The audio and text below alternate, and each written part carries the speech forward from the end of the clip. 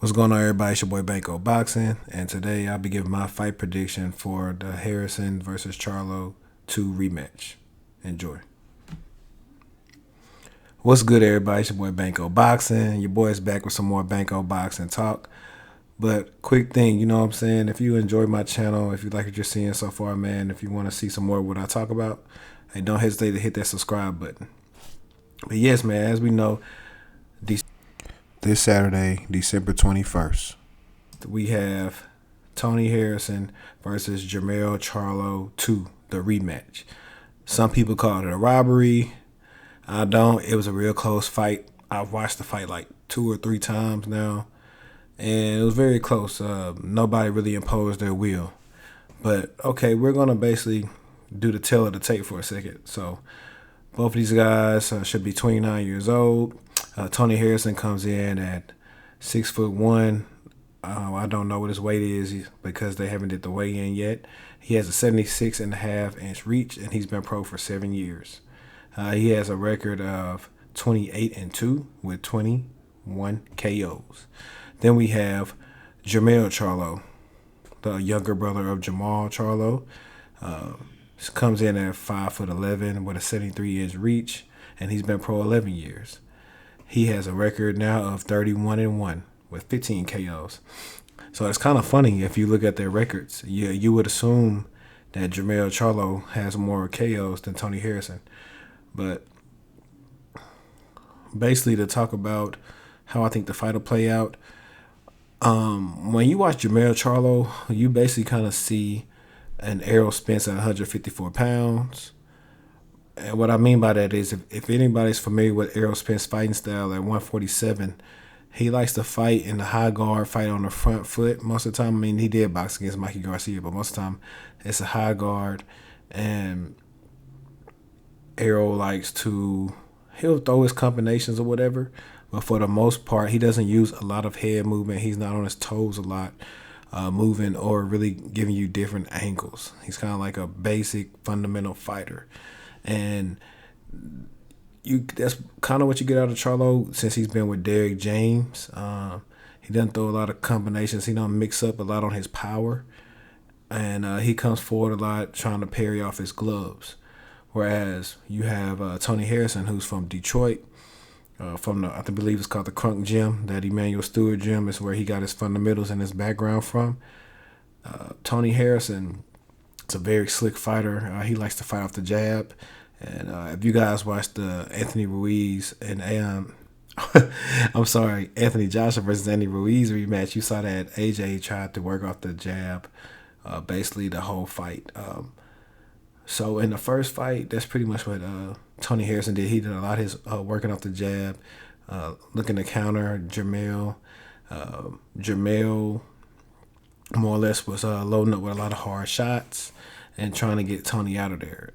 Nobody really got hurt in the first fight. For the most part, Tony, I think, maybe got tired in that first fight some towards the end, but, you know, he stuck it out because his biggest knock before coming to that fight was his stamina, and people were worried about his stamina, and he had, I believe he was knocked out by, what's his name, Jared Hurd. Yeah, I believe he was knocked out by Jared Hurd. I want to verify that for you guys now while I look at his box rec. But he was beating Jared Hurd all up until whatever round he got knocked out on. Let's see. Yeah, he got a TKO by Jared Hurd in 2017. But since 2017, he's got basically 4 straight wins.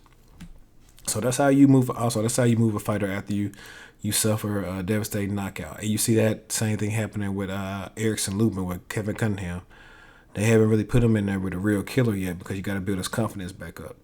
But Tony Harrison, if you guys watch the face-off, Keith Thurman asked him an important question. He said, hey, when you get in there with him, are you trying to hurt him as much as he hurt you or what? He said, because if you're not, you need to box. And I think that's what Tony Harrison's going to try to do. he was real. Jermell Charlo had a lot of hard times hitting him early on in that first fight because he was doing a lot of slick things, being right in front of him, a lot of feints, movement, giving him different looks. So he didn't really give him a stationary target to hit, which made Jermell kind of hesitant to start his offense. So I believe Harrison's going to try to employ that some more, maybe with some more movement. We'll see how that goes. Harrison hasn't fought in a year. This is going to be his first fight since their last fight.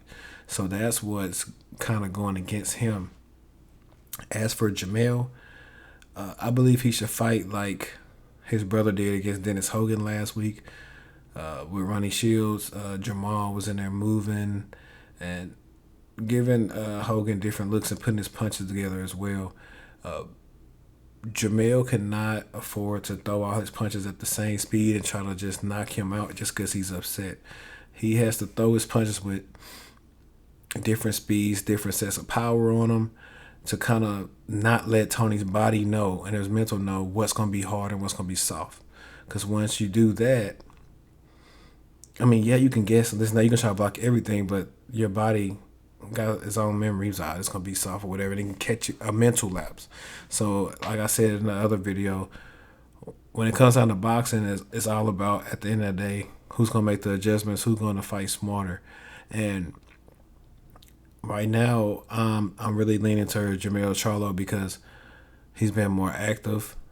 He did a lot of barking. I don't particularly like Jermell a lot, but he does seem to have the more power. Like when he did hit Tony, his shot seemed to be a little harder. And judging him in the face-off, his sparring, he looked like he's coming to hurt him. But and also Tony supposedly suffered an ankle injury. It's the whole reason why their fight didn't happen when supposed to fight earlier this year. So if he really had an ankle issue, then his movement might even be troublesome more in this fight. When he was sparring on the face-off, I didn't really see any. I'm sorry, y'all. I didn't see any hesitancy. Ooh, I'm messing that word up. I didn't see him being hesitant in there on his feet, worrying about his ankle, how it's going to hold up. So maybe it's fully healed. I don't think he had to have surgery. I think Jermall is going to try to press the issue and see how that ankle holds up. So I know Tony's probably going to fight his pace, fight off the jab, and basically try to coast to another victory. I don't think he's going to try to do this by a knockout. He's going to just try to outbox Charlo.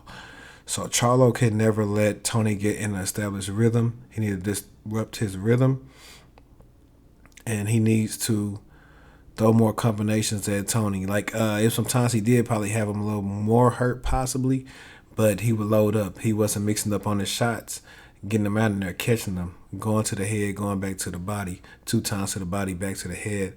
A little stuff like that. You'll hear commentators like Paulie, and back in the day you would hear like Roy or George Foreman or Emmanuel Stewart say that on HBO.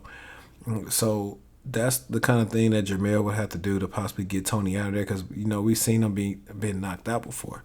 Now, he doesn't have that amazing uppercut that his brother Jermall has. Jermall has a sneaky uppercut, so it didn't show too much of what Derrick James worked on him with. I really haven't seen a lot out of Derrick James as a trainer, as far as just because of what I see Errol Spence. I haven't seen him show him just different adjustments that come out super different in certain fights. So it depends on what they work on. Like I say, once you get hit, you always revert back to what you are used to or what you're accustomed to. So we'll see what Jermell has worked on and changing his camp to come out victorious because he has the power to hurt Tony. As far as Tony can keep boxing. Tony's the better, slicker boxer. I think Tony could be in front of Jermell, and Jermell have issues with just hitting him. But my concern with him is he hasn't fought a lot of rounds. He hasn't fought a lot of rounds since December. It's basically been a year. And he's going to go in there basically not having that muscle memory to be like, come on, you got it. This is the 9th, this is the 10th round. Even though you did sparring, it's nothing like the real thing. Like I said, playing football, Yeah, I can be conditioned, this and that. I can run my 110s, I can run my miles, but nothing gets you prepared for football like actual gameplay. When you get in football shape, that's what gets you in there. So Jermell has had a fight since last year. He fought who was that? Jorge Cota. Yeah, he fought Jorge Cota, knocked him out. So he's been more active. He fought him in June, and he's ready. Honestly, I think I'm going to pick Jermell. And if I pick Jermell, I don't know when, but it might be a knockout or KO. I really just don't know. I know Tony Harrison has the ability, but I don't know how it's going to stand up after this long layoff. This is a very tough fight to take after basically a 12-month layoff. And I think Jermell, being a more active fighter, will end up getting the victory in this fight via knockout. That is just me. That's my opinion. I want you guys to let me know what you all think. Who you are? Are you Team Charlo? Are you Team Harrison? Let me know in the comments. Hey, but if you made it this far, man, I appreciate you for checking out the video. Make sure you share this on your social media. Hate, comment, like, hey, whatever. But I appreciate it. Banco Boxing out.